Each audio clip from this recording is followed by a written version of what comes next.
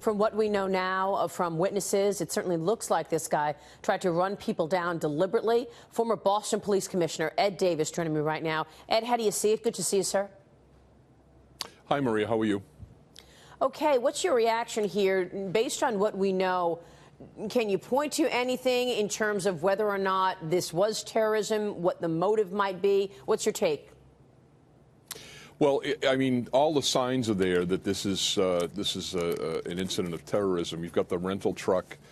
We've seen prior attacks in Spain, France, and in the United States and New York. And, you know, when you look at the scene and you see the shoes, that's frequently what happens if a pedestrian is hit by a moving vehicle. But clearly, there were multiple people injured here. There's blood all over the streets, and we just heard from that witness that was quite moved by what he saw. This is exactly what a terrorist wants to do. So right now, the intelligence services are all spun up. Everybody's looking at this to see what they know about this suspect and about the incident. They're checking feeds of information to see if there's been any chatter around the world on this. Everybody's focused on it right now. So what do you think investigators are looking at right now to try to understand better what the motive was and where this individual might be? I mean, where are the most telling signs that you would be focused on here? It's history of the individual, where the person has lived, what he's done, who he associates with. Those are going to be the key questions that they're going to be asking. But in addition to that, there'll be evidence at the rental car company. There'll be evidence in his activities in the 24 hours leading up to this. All of these avenues are being pursued right now by the local and state and federal police in Canada. Yeah. The Sunnybrook Hospital is telling us that at least 7 people, patients from the scene, have been admitted to the trauma center. And that's what we know in terms of the victims impacted. Do we know anything more in terms of what they might be focused on in terms of motive?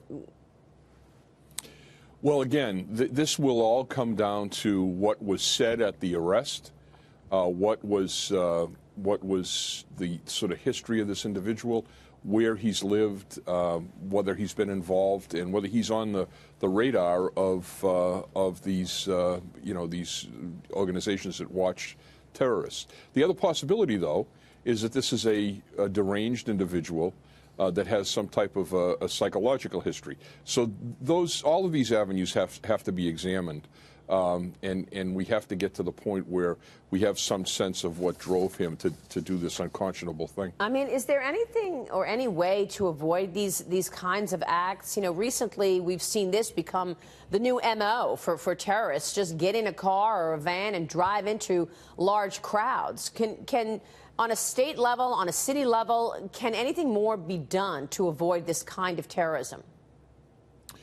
Yes, there are things that are going on right now. There are businesses and cities that are installing bollards that protect the moving vehicles from pedestrians.